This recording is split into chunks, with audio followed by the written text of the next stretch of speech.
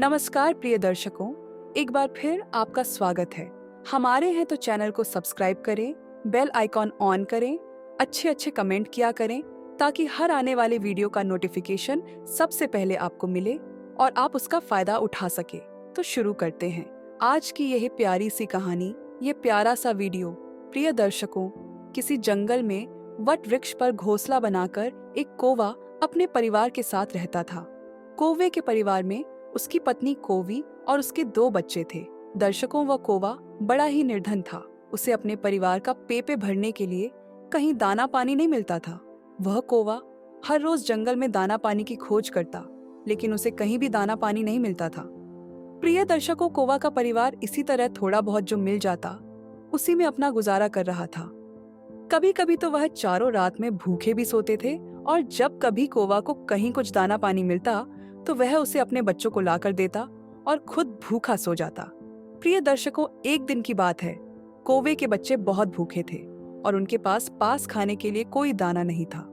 तब कौवा की पत्नी कहती है कि पिया जी, चलो किसी अन्य पक्षी से भीख मांगकर कुछ दाना पानी ले आते हैं, नहीं तो हमारे बच्चे भूखे ही मर जाएंगे। प्रिय दर्शकों, कौवे की ऐसी बात सुनकर कौवा कहता है कि प्रिय, हमारे दिन बुरे भले ही चल रहे हो, लेकिन हम भीख नहीं मांग सकते। अगर हमने भीख मांगी तो हमारे बच्चे भी भीख मांगकर खाना सीख जाएंगे। प्रिय दर्शकों, तब कौवी कहती हैं कि पिया जी, अगर भीख मांगने में आपको इतनी ही परेशानी हो रही है तो जाकर हमारे लिए कहीं से भोजन ढूंढकर लाइए। प्रिय दर्शकों, अब तो कौवा अपने परिवार के लिए भोजन ढूंढते ढूंढते बहुत दूर निकल जाता है और कई दिनों तक भोजन की तलाश करता है। वह कौवा भूखा प्यासा भोजन ढूंढने में लगा रहता है। प्रिय दर्शकों, कई दिन बीत जाते हैं। उसके बाद कौवा अपने घोंसले में वापस आता है और इस बार वह अपने साथ बहुत सारा दाना पानी लेकर आया था। यह देखकर कौवा की पत्नी और बच्चे बड़े प्रसन्न होते हैं। प्रिय दर्शकों, अब तो सभी पेट भर के भोजन करते हैं। अब कौवा की पत्नी कहती है कि पिया जी, मुझे माफ कर दीजिए, मुझे भीख मांगने की बात नहीं कहनी चाहिए थी। अब कौवा कहता है कि प्रिय, मैं तुम्हें एक कहानी सुनाता हूँ, तब तुम्हें मेरी बात समझ में आएगी, और जो भी मनुष्य इस कहानी को सुन लेगा वह कभी गरीब नहीं रहेगा, कभी भीख मांगकर नहीं खाएगा। प्रिय दर्शकों, कौवा अपनी कहानी प्रारंभ करता है। कौवा कहता है कि प्रिय, किसी शहर में एक निर्धन परिवार रहता था। उस परिवार में पति और पत्नी सिर्फ 2 ही सदस्य थे। कच्चे घर में वह अपना गुजारा कर रहे थे। वह गरीब आदमी मजदूरी करके अपना और अपनी पत्नी का पेट पालता था। इसी तरह दोनों के जीवन की गाड़ी चल रही थी। समय के साथ कौवी गर्भवती हो जाती है। यह सुनकर उसका पति बहुत खुश होता है। वह सोचने लगता है कि अब हमारे घर में भी एक नन्हा सा पुत्र खेला करेगा, हम उसे गोद में खिलाया करेंगे। प्रिय दर्शकों, धीरे धीरे समय गुजरता है। अब उस गरीब के घर में धीरे धीरे वह दिन भी आ जाता है। अब उसकी पत्नी एक बच्चे को जन्म देने वाली थी। उसे उसका पति एक अस्पताल में भर्ती कराता है। प्रसव का समय जब निकट आता है तो इधर वह गरीब आदमी अपने होने वाले बच्चे को लेकर मन में सपने संजोता है। तब तक उसके पास यमराज का बुलावा आ जाता है। उसकी एक दुर्घटना में मृत्यु हो जाती है। शहर के कुछ लोग इधर उस आदमी का अंतिम संस्कार करते हैं तो दूसरी तरफ उसकी स्त्री अस्पताल में अपने बच्चे को जन्म दे रही होती है। जब उस बेचारी को यह खबर मिलती है कि उसके पति की मृत्यु हो गई है तो उसका कलेजा फट जाता है। उस बेचारी का दुनिया में सिर्फ उसका पति ही तो था, अब वह भी उसे छोड़कर चला गया था। अब तो वह सिसक सिसक कर रो पड़ती है कि हे भगवान, यह तूने कैसा मेरे ऊपर दुखों का पहाड़ गिरा दिया।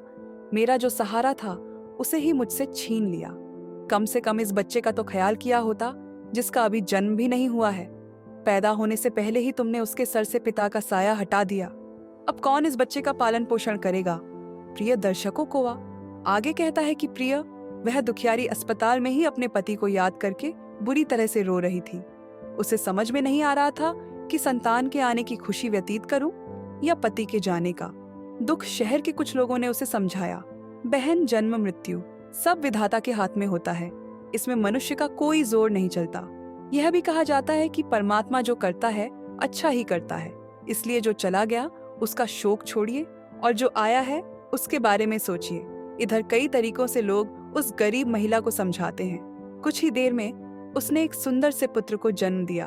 बेटे को देखकर उसका कुछ दुख हल्का होता है। सोचती है कि अब मैं इस पुत्र को पाल पोस कर बड़ा करूंगी, यही मेरा सहारा बनेगा। अब वह अपने बच्चे को लेकर अपने घर आ जाती है।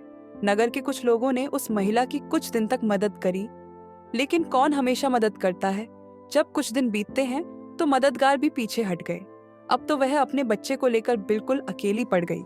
वह समझ गई थी कि दूसरों की मदद से कितने दिन तक जीवन जिया जा सकता है। यदि हमें जीना है और इस बच्चे को पालना है तो खुद जिम्मेदारी उठाना होगा, खुद कोई काम करना पड़ेगा। इस प्रकार वह महिला दूसरों के घरों में अपने लिए साफ सफाई का काम तलाश लेती है। काम करके जो पैसे मिलते थे उनसे वह अपने बच्चे का पेट पालने लगी। समय के साथ धीरे धीरे उसका पुत्र बड़ा होने लगता है। जब वह बालक 6 वर्ष का हो जाता है तो उसकी माँ उसे पढ़ाने के लिए नगर के सरकारी विद्यालय में उसका दाखिला करा देती है। सोचा कि मैं अपने बच्चे को पढ़ा लिखा कर इसका जीवन बना दूंगी कि उसे कभी किसी के आगे हाथ ना फैलाने पड़े। प्रिय दर्शकों को वह आगे कहता है कि प्रिय मेहनती मनुष्य के लिए कोई लक्ष्य दूर नहीं होता। पढ़े लिखे विद्वान के लिए कोई जगह विदेश नहीं होती और मीठा बोलने वाले के लिए कोई पराया नहीं होता। अब इस प्रकार वह महिला मेहनत मजदूरी करके अपने बच्चे को पढ़ाने लगती है। बच्चा भी ठीक से समझता था कि उसके घर में केवल माँ ही है। परिवार का खर्च चलाने वाला उसका पिता उसके जन्म से पहले ही चला गया है, इसलिए वह पढ़ाई भी खूब मन लगाकर करता था। धीरे धीरे बच्चे की उम्र 11 वर्ष की हो जाती है। एक दिन की बात है, वह स्त्री बहुत बीमार पड़ जाती है।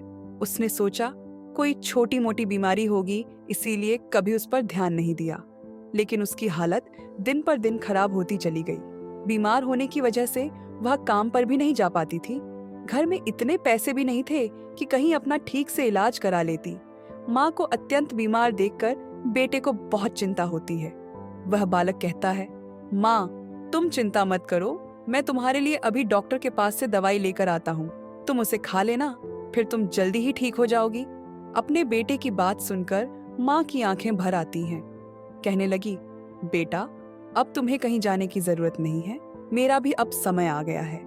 मैं तुम्हारे पिता के पास जाना चाहती हूँ, लेकिन जाने से पहले तुम मेरी एक बात हमेशा याद रखना।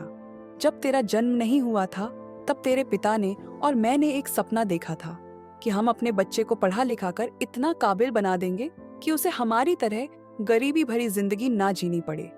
लेकिन बेटा मैं उस सपने को पूरा नहीं कर पाई। हे मेरे बेटे, मैं यदि चली भी जाऊं तो तुम अपने पिता के सपने को जरूर साकार करना। तुम ऐसा कोई काम मत करना जिससे तुम्हारे पिता का नाम खराब हो। तुम इस प्रकार से अपना जीवन जीना कि तुम्हारा नाम दूर दूर तक लोग जान जाए। कभी बेटा पैसे के पीछे मत भागना। पैसे के लिए तो लोग इतने नीचे गिर जाते हैं कि अपने माता पिता की इज्जत का भी ख्याल नहीं करते। तुम हमेशा अपना नाम कमाना बेटा, हमेशा स्वाभिमान बनकर जीना। कभी किसी के आगे अपने हाथ मत फैलाना, किसी से याचना मत करना। याचना नहीं करना ही श्रेष्ठता का मूल है, पराधीनता ही नरक है। मनुष्य को सदा ही विद्या, धन, बल, कीर्ति और पुण्य कमाना चाहिए। लड़के ने कहा, माँ तुम घबराओ नहीं, मैं तुम्हारे लिए अभी दवाई लेकर आता हूँ। और इतना कहकर लड़का माँ से 10 रुपए लेकर दवा लेने चला जाता है। बेटे के जाते ही इधर उस गरीब स्त्री के प्राण निकल जाते हैं। प्रिय दर्शकों, जब नगर वालों को पता चलता है तो सब लोग इकट्ठे होकर उस स्त्री का उसके बेटे के हाथों अंतिम संस्कार कराते हैं। अब तो वह बालक बिल्कुल अकेला हो गया था। बिना माता पिता का बेटा, उम्र भी ज्यादा नहीं थी। आखिर जाए तो कहाँ जाए, करें तो क्या करें। दूर के जो रिश्तेदार थे उन्होंने भी उस बालक पर ध्यान नहीं दिया। आखिर वह गरीब जो था, लेकिन वह बच्चा अकेले ही अपने जीवन की राह पर चल देता है। उसने कभी हार नहीं मानी। जो पैसे माँ छोड़ गई थी, कुछ दिन तक उन पैसों से अपना गुजारा चलाता रहा। कुछ दिन के बाद वह पैसे खत्म हो जाते हैं। घर में भी कुछ नहीं था। अब तो एक ही चारा था कि कुछ काम धंधा किया जाए, तभी भोजन की व्यवस्था होगी, तभी स्कूल की फीस भरी जाएगी। प्रिय दर्शकों को वह आगे कहता है, यह लड़के को अपनी माँ की बात अच्छी तरह याद थी। उसकी माँ ने कहा था कि बेटा कितना भी बुरा वक्त आ जाए पर किसी के आगे हाथ मत फैलाना, मेहनत करके ही अपना जीवन यापन करना। लड़के को अपनी माँ की यह बात अच्छी तरह याद थी, इसलिए वह कभी किसी के आगे भीख नहीं मांगता था। विद्यालय से आने के बाद वह किसी के खेतों में काम करने चला जाता, कभी किसी की चाय की दुकान पर काम कर लेता और वहां से कुछ पैसे मिलते तो अपने विद्यालय की फीस भर देता था और अपने खाने पीने की सामग्री खरीद लाता था। इस प्रकार छोटी सी आयु में वह बच्चा पढ़ाई भी करता था और मजदूरी भी करता था। धीरे धीरे कुछ साल ऐसे ही निकल जाते हैं। बच्चा अब अपने नगर से निकलकर कस्बे में पढ़ने लगता है। तब उसकी कॉपी किताबों का, विद्यालय की फीस का खर्चा बढ़ जाता है। लेकिन उस बालक ने हिम्मत नहीं हारी। रोजाना विद्यालय जाता था। वह जो भी कमाता था उसकी सारी कमाई पढ़ने लिखने में ही लग जाती थी और जो कुछ थोड़ा बहुत बचता था उससे अपना पेट भर लेता था। प्रिय दर्शकों, अगर वह कहीं कोई स्थायी काम करता तो उसकी पढ़ाई छूट जाती थी और पढ़ाई करता तो पेट भरने के लिए भी कुछ नहीं था। इसीलिए साथ ही साथ वह दोनों काम करता था। विद्यालय से आकर वह इधर काम करने चला जाता था। एक दिन की बात है, वह बच्चा विद्यालय से पढ़कर घर वापस लौटा। फिर उसके बाद काम की तलाश में चला गया, लेकिन उस दिन उसे कोई काम नहीं मिला। पूरा दिन निकल गया। अब हारा थका शाम को घर आकर सो गया। आज कुछ काम नहीं मिला तो खाना कहाँ से खाता। जो पैसे थे उनसे वह पहले ही विद्यालय की फीस भर चुका था। उसकी स्थिति तो यह थी कि रोज कमाया रोज खाया। जब उस दिन उसे कोई काम नहीं मिला तो बेचारे को भूखे पेट रहना पड़ा। केवल पानी पीकर सो गया। अब सुबह भूखा ही विद्यालय चला जाता है और विद्यालय की छुट्टी के बाद जब घर आता है तो फिर किसी काम की तलाश में निकल पड़ता है। सोचता है कल नहीं मिला, लेकिन आज मुझे कोई ना कोई काम जरूर मिल जाएगा। प्रिय दर्शकों को वह आगे कहता है कि प्रिय, लेकिन दुर्भाग्य ने उसका पीछा नहीं छोड़ा। उस दिन भी उसे कोई काम नहीं मिला। आज उसे फिर भूखा पेट सोना पड़ा। भूख अब उसे ज्यादा बेचैन कर रही थी। तो एक बार को उसके दिमाग में आता है कि भूखे पेट तो पड़ा भी नहीं जाता, अब तो मैं किसी से कुछ मांग कर खा लेता हूँ। पर माँ ने मरते वक्त उसे कहा था कि बेटा, कभी भीख मांग कर मत खाना, हमेशा कमा कर खाना। लड़का भी बड़ा स्वाभिमान ही था। किसी से मांगने की उसकी हिम्मत नहीं हुई। सोचता था चाहे कुछ भी हो जाए, पर भीख मांग करके नहीं खाऊंगा। अगर मैंने भीख मांगना शुरू कर दिया तो लोग मुझे भिखारी कहने लगेंगे। भगवान ने पेट दिया है तो कहीं ना कहीं से इसके लिए भोजन भी देगा। अब लड़का उस दिन भी भूखा रहता है। सुबह जब सोकर उठता है तो भूख के मारे चक्कर आने लगते हैं। अभी उसकी उम्र ही कितनी थी। भूख की मार वह कैसे सह सकता था। कुछ बड़ा होता तो 2-4 दिन काट भी लेता। अब आज वह विद्यालय भी नहीं गया। सोचा आज मैं सुबह से ही काम पर जाता हूँ, काम मिल जाएगा तो भोजन कर लूंगा, फिर अगले दिन के लिए तैयार हो जाऊंगा। अब तो काम की तलाश में वह इधर उधर भटकता।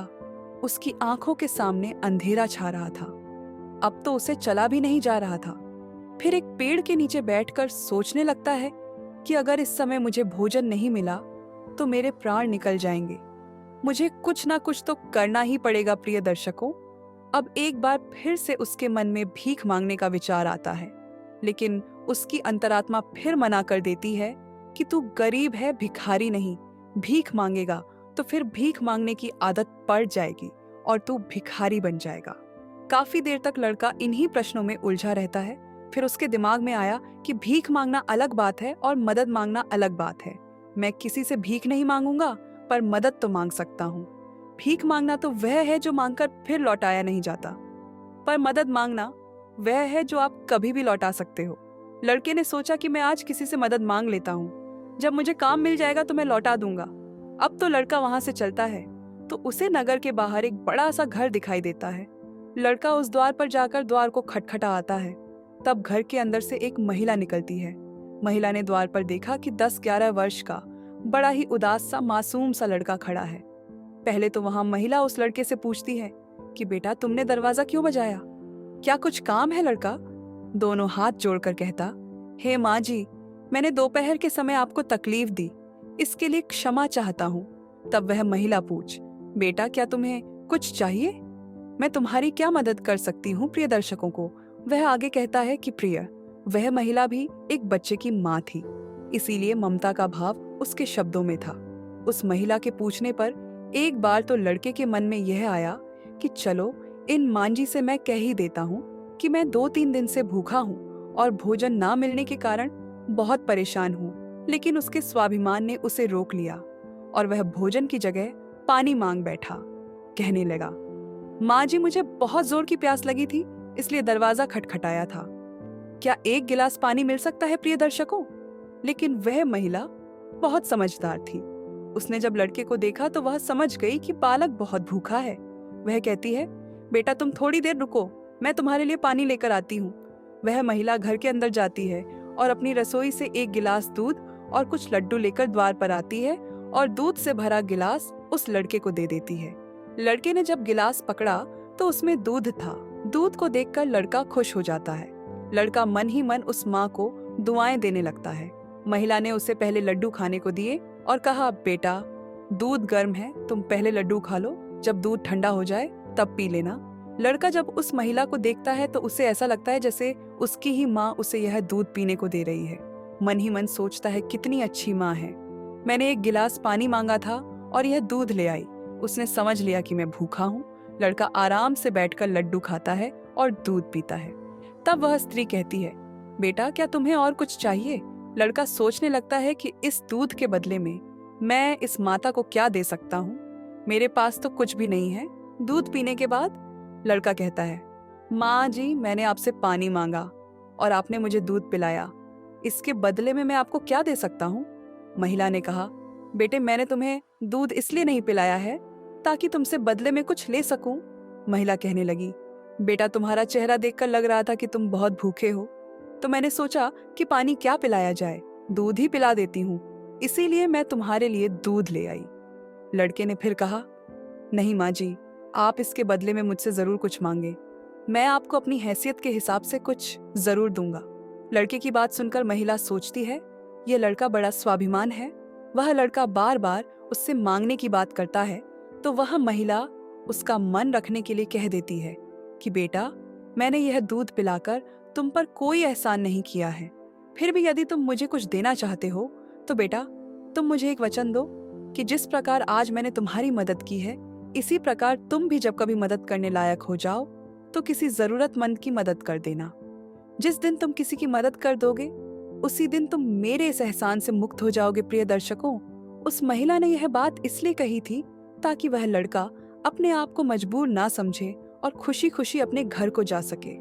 वह लड़का उस बात को अपने दिमाग में बैठा लेता है। वह उस महिला के पैर छूकर काम की तलाश में आगे को चला जाता है और इस प्रकार धीरे धीरे कई दिन बीत जाते हैं। जिस विद्यालय में वह पढ़ता था उसी विद्यालय में उस स्त्री का बेटा भी पढ़ता था जिसने उसे दूध पिलाया था।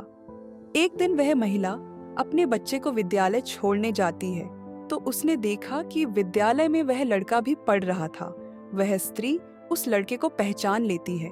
उसने विद्यालय के मास्टर जी से जाकर पूछा कि वह बालक कौन है, तो मास्टर जी ने उसे बताया कि उस बालक का नाम रिंकू है और वह बिना माता पिता का बेटा है। छोटी सी आयु में ही उसके दोनों माता पिता गुजर गए थे। यह जानकर उस महिला को बड़ा दुख होता है। सोचती है जब इसके माँ बाप नहीं है तो फिर इसकी पढ़ाई का खर्च कौन उठाता है। तब विद्यालय के बड़े मास्टर बताते हैं, बहन जी रिंकू बहुत ही अच्छा बच्चा है, वह अपनी पढ़ाई का खर्च स्वयं उठाता है और पढ़ने में भी बड़ा तेज है। वह मेहनत मजदूरी करता है और तब जाकर विद्यालय की फीस भरता है। जब कभी वह विद्यालय नहीं आता है और अपनी फीस भी समय पर नहीं दे पाता है तो हम लोग उस पर ज्यादा दबाव नहीं बनाते प्रिय दर्शकों को। वह आगे अपनी पत्नी कोवी से कहता है कि प्रिय जब उस स्त्री को संकेत की स्थिति का पता चलता है तो वह करुणा से भर जाती है। उसका मन करता है कि मैं उस बालक की कुछ मदद करूं जिसका कोई नहीं होता। ऐसे ही लोगों की मदद तो करनी चाहिए, तभी भगवान प्रसन्न होता है। जिसका कोई नहीं है वह भगवान का है और उसकी मदद करने का अर्थ है कि आपने भगवान को प्रसन्न कर दिया। महिला ने सोचा, यह लड़का मुझसे पैसे तो लेगा नहीं क्योंकि यह बड़ा स्वाभिमानी बालक है। तब उस महिला ने बड़े मास्टर जी से कहा, श्रीमान जी अगर मैं इस बालक की फीस भर दिया करूं तो आपको कोई आपत्ति तो नहीं है? मास्टर ने कहा, बहन जी आपकी सोच अच्छी है, आप उसकी फीस भरेंगे तो मुझे तो कोई आपत्ति नहीं होगी, लेकिन रिंकू इस बात के लिए तैयार नहीं होगा। तब वह महिला कहती है, मास्टर जी मैं उस बच्चे की मदद करना चाहती हूँ, आप किसी तरह रिंकू को समझा देना, उससे कह देना कि आपकी स्थिति को देखते हुए सरकार ने आपकी फीस माफ कर दी है, तुम्हें फीस भरने की कोई जरूरत नहीं है। प्रिय दर्शकों, मास्टर जी भी इस बात से सहमत हो जाते हैं। वह महिला रिंकू की पूरे वर्ष की फीस भर के अपने घर चली जाती है। इस तरह वह हर वर्ष उसके पूरे साल की फीस जमा कर दिया करती थी ताकि रिंकू मन लगाकर पढ़ सके।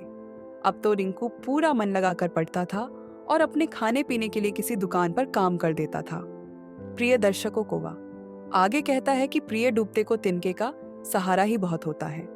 उस महिला की थोड़ी सी मदद से रिंकू की अच्छी खासी मदद हो गई। वह अब खूब मन लगा करके पढ़ता था। इसी तरह कुछ वर्ष और बीत गए। अब आगे की पढ़ाई करने के लिए रिंकू को शहर में जाना पड़ा। सोचा, शहर में रहकर मैं कोई छोटी मोटी नौकरी कर लूंगा और अपनी पढ़ाई भी करता रहूंगा। इस बात का पता उस महिला को तब चलता है जब वह उसकी फीस भरने के लिए विद्यालय में जाती है।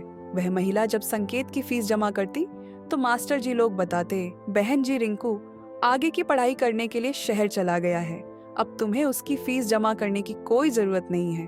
उस महिला ने जब यह सुना तो सोचने लगी, कोई बात नहीं, भगवान ने मुझे उसकी मदद करने का इतना ही समय दिया होगा।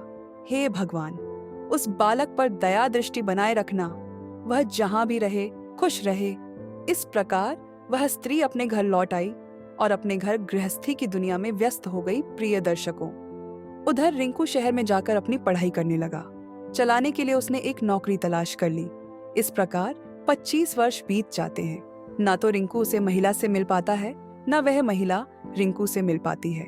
उस महिला का बेटा भी अब बड़ा हो गया था। उसका बेटा एक व्यापारी बन गया था। प्रिय दर्शकों, वह स्त्री तो पहले से ही अपने घर से संपन्न थी, ऊपर से उसका बेटा व्यापार करके खूब धन कमाता था। उस माँ का बेटा भी बड़ा संस्कारी था। वह भी अपनी माँ को बहुत प्यार करता था। प्रिय दर्शकों को वह आगे अपनी पत्नी से कहता है कि प्रिय, एक दिन उसकी माँ बहुत बीमार पड़ जाती है। शाम को जब उसका बेटा घर आता है तो वह अपनी माँ की हालत को देखकर बेचैन हो जाता है। वह अपनी माँ को अस्पताल में भर्ती कराता है। जांच में पता चलता है कि उसकी माँ को कैंसर है। वह लड़का डॉक्टर से कहता है, डॉक्टर साहब, आप मेरी माँ का अच्छे से इलाज कीजिए, पैसों की बिल्कुल चिंता मत करना। तब डॉक्टर कहते हैं, भाई, तुम्हारी माँ को कैंसर की बीमारी है और कैंसर का इलाज बहुत महंगा होता है। छोटे मोटे अस्पतालों में इसका इलाज भी नहीं होता है। इसके लिए तुम्हें किसी बड़े शहर में जाकर किसी बड़े अस्पताल में इसका इलाज कराना होगा, और बड़े अस्पताल का मतलब है कि खर्चा भी बहुत अधिक होगा। बेटे ने कहा, डॉक्टर साहब, मैं अपनी माँ को ठीक करने के लिए कुछ भी कर सकता हूँ। आप मुझे बस कोई रास्ता बताइए, मैं अपनी माँ का इलाज कहाँ करा सकता हूँ। तब डॉक्टर उसे बड़े शहर जाने की सलाह देते हैं। डॉक्टर बोले, बड़े शहर में कैंसर का हॉस्पिटल है। यदि वहाँ का इलाज तुमने पूरा करा लिया तो तुम्हारी माँ रोग से बच सकती है, नहीं तो तुम्हारी माँ के प्राण संकट में पड़ सकते हैं। यह सुनकर लड़का घबरा जाता है। वह डॉक्टर साहब से बड़े शहर वाले डॉक्टर साहब का नंबर और पता लेकर अपनी माँ को बड़े शहर ले जाता है। प्रिय दर्शकों, उसकी माँ तो उसे बहुत मना करती रही कि बेटा, तुम मुझे कहाँ ले जाओगे, इतना पैसा कहाँ है, हमारे पास बड़े शहर में अच्छा इलाज कराने के लिए हमारे पास पर्याप्त पैसा नहीं है। यही से डॉक्टर साहब से दवा ले लेते हैं, धीरे धीरे मैं सही हो जाऊंगी, तुम परेशान मत हो। तब लड़का बोला, माँ, इस दुनिया में एक तुम ही तो हो, जिसके होने से मुझे कभी अकेलापन महसूस नहीं होता, कभी मुझे किसी बात की चिंता नहीं होती। इसीलिए कुछ भी हो जाए, मैं तुम्हें इस बीमारी से मरने नहीं दूंगा। धन का क्या है, खत्म हो गया तो फिर कमा लेंगे, लेकिन माँ तो फिर नहीं मिल सकती। इस प्रकार लड़का अपनी माँ को बड़े शहर लेकर जाता है। प्रिय दर्शकों, जिस डॉक्टर से उसकी माँ का इलाज होना था, वह डॉक्टर साहब उस समय अस्पताल में नहीं थे। वह किसी मरीज को देखने के लिए विदेश गए थे। अस्पताल के कर्मचारी ने बताया कि डॉक्टर साहब कल आएंगे, तब तक आप अपनी माँ को अस्पताल में भर्ती करा दो। लड़के ने बिना देर किए अपनी माँ को भर्ती करा दिया और डॉक्टर साहब के आने का इंतजार करने लगता है। प्रिय दर्शकों, अगले दिन जब डॉक्टर साहब आते हैं तो वह लड़का अपनी माँ की हालत डॉक्टर साहब को बताता है। डॉक्टर साहब ने भरोसा दिया कि जांच के आधार पर मैं कह सकता हूँ कि तुम्हारी माँ ठीक हो जाएगी, मगर इनका इलाज काफी लंबा चलेगा। लड़के ने कहा, डॉक्टर साहब, कुछ भी हो जाए, मैं अपनी माँ को ठीक करा कर ही ले जाना चाहता हूँ, चाहे इसके लिए मुझे अपना सब कुछ बेचना पड़े, कितने ही दिन मुझे यहाँ रुकना पड़े। प्रिय दर्शकों, इस प्रकार वहाँ के डॉक्टर ने उस माँ का इलाज शुरू कर दिया। अगर छोटे शहर की बात होती तो खर्चा कुछ कम हो जाता, लेकिन वहाँ का खर्चा तो बहुत लंबा था। फिर भी उस लड़के ने हिम्मत नहीं हारी। प्रिय दर्शकों, वह कहता है कि माँ से अनमोल संसार में कुछ भी नहीं है। डॉक्टर साहब जो दवाइयाँ लिखते थे वह दवाइयाँ बहुत महंगी आती थी। लड़ अपनी माँ के लिए महंगी से महंगी दवाइयाँ लेकर आता था। उधर उसका जो व्यापार था वह अपनी माँ की देखरेख के कारण उसमें भी समय नहीं दे पाया, तो वह भी ठंडा पड़ गया। कई दिन तक इलाज होता रहा।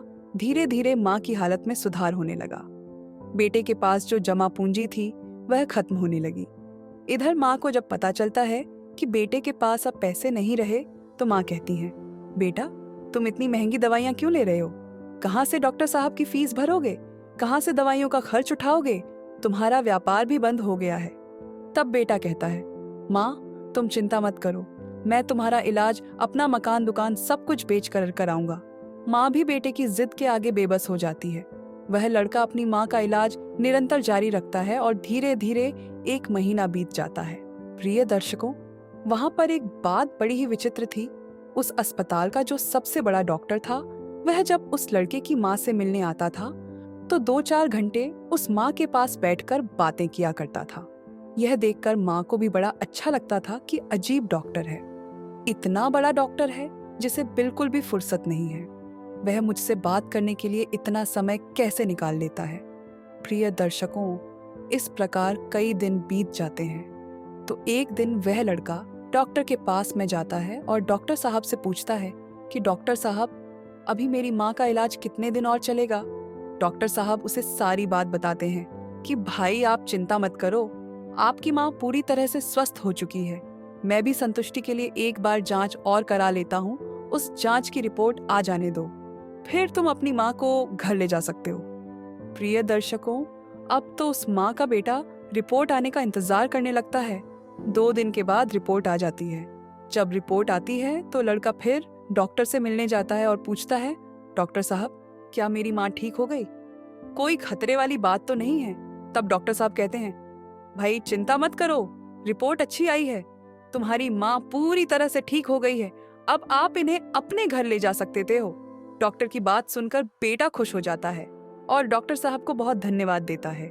लड़का अपनी माँ के पास जाता है और सोचता है कि भगवान का लाख लाख धन्यवाद कि मेरी माँ बच गई, मेरी मेहनत सफल हो गई। यही बात वे अपनी माँ को बताने के लिए जाता है और माँ से कहता है कि माँ तुम पूरी तरह से ठीक हो गई हो, अब हम जल्द ही अपने घर जाने वाले हैं। यह बात सुनकर माँ भी बड़ी खुश हो जाती है, लेकिन अगले ही पल वह यह सोचकर उदास हो जाती है कि मैं तो ठीक हो गई हूँ, लेकिन इस अस्पताल का जो बिल होगा वह लाखों में होगा। कैसे मेरा बेटा चुका पाएगा? इतनी मोटी रकम की व्यवस्था वह कहाँ से करेगा? पास में जो जमा पूंजी थी वह तो सब इलाज में खर्च हो गई। माँ को उदास देखकर बेटा समझाता है, माँ तुम क्यों उदास होती हो? मैं अपना सब कुछ बेचकर आपके इलाज का बिल चुका दूंगा। घर मकान तो बाद में भी बना लूंगा। इसलिए माँ तुम्हें इन बातों की चिंता करने की कोई जरूरत नहीं है बेटा। अपनी माँ को बहुत समझाता है, मगर माँ तो माँ होती है, उसका अपने बेटे के लिए चिंता करना स्वाभाविक था। माँ सोचने लगती है कि मेरा बेटा यदि सब कुछ बेच देगा तो फिर वह आगे अपना जीवन कैसे चलाएगा? इसके भविष्य का क्या होगा? प्रिय दर्शकों, वाह माँ रात भर यही सोचती रही। चिंता करते करते माँ और बेटा दोनों की रात निकल गई। जब अगला दिन होता है और उसकी माँ की छुट्टी का समय होता है तो अस्पताल का एक कर्मचारी एक लिफाफा लेकर माँ बेटे के पास आता है और उस महिला के बेटे से कहता है कि डॉक्टर साहब ने आपके लिए यह बिल का लिफाफा भेजा है, आप इस बिल को ठीक से देख लो और इस बिल को चुका कर तुम अपनी माँ को अपने घर ले जाओ। बिल का लिफाफा देकर वह अस्पताल का कर्मचारी तो चला गया। अब वह लड़का उस बिल के लिफाफे को खोलकर देखता है। वह सोचता है पता नहीं कितना बिल होगा। बेटे को चिंता में देखकर माँ भी परेशान हो जाती है। माँ एकदम से बेटे के हाथ से वह बिल का कागज छीन लेती है। उधर माँ उस बिल को खोलकर देखती है।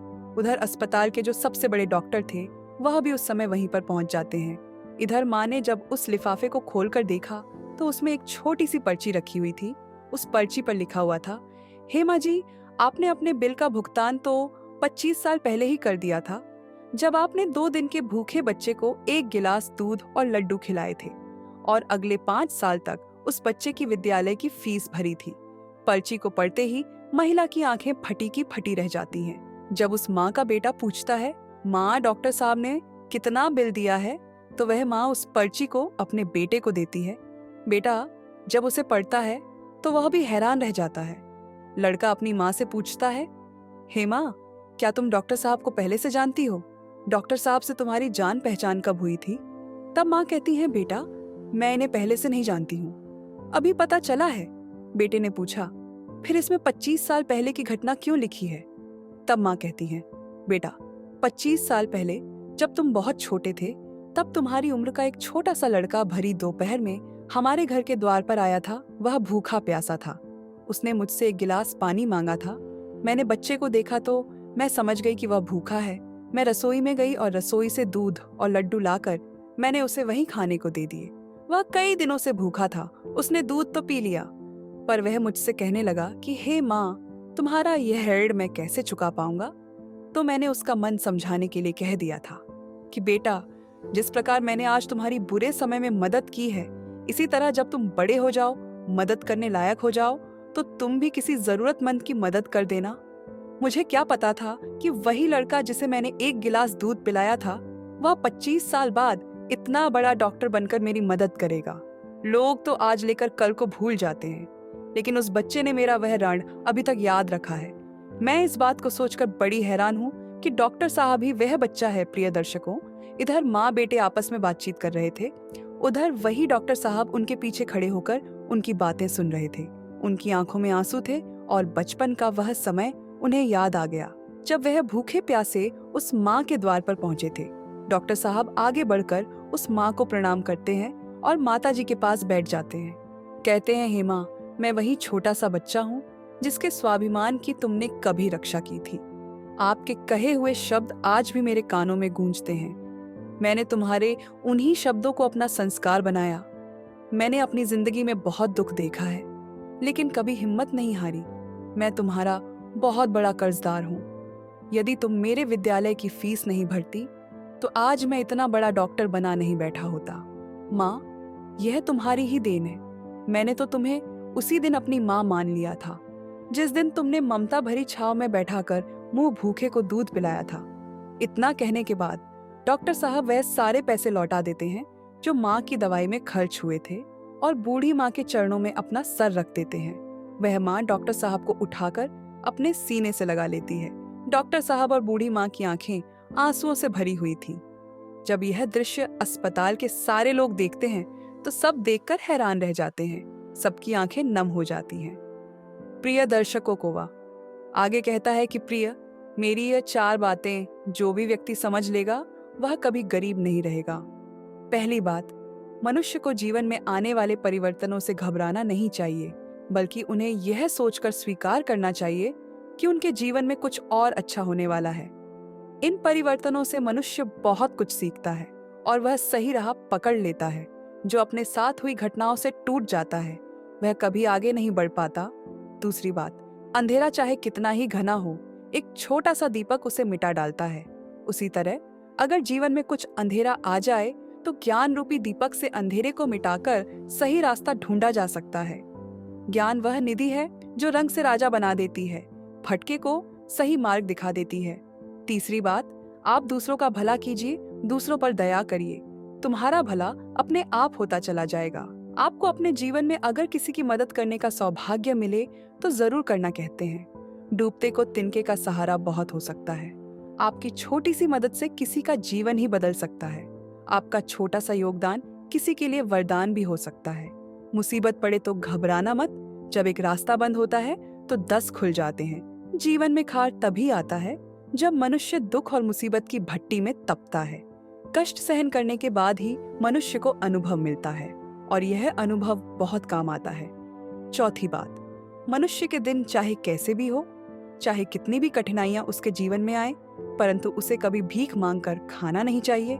भीख मांगकर खाने वाला अपनी ही नजरों में गिर जाता है, और जब वह भीख मांगकर खाता है तो उसकी आदत हो जाती है बिना मेहनत किए खाने की। इसलिए मनुष्य को हमेशा मेहनत करके ही खाना चाहिए, तभी मनुष्य सफल और आत्मनिर्भर बनता है। प्रिय दर्शकों, हमारी आज की यह कहानी यहाँ समाप्त होती है। हम उम्मीद करते हैं कि आपको हमारी आज की यह कहानी बहुत पसंद आई होगी और आप इससे ढेर सारी प्रेरणा लेंगे। मिलते हैं अगली ज्ञान चर्चा के साथ अगले वीडियो में। तब तक के लिए नमस्कार, धन्यवाद।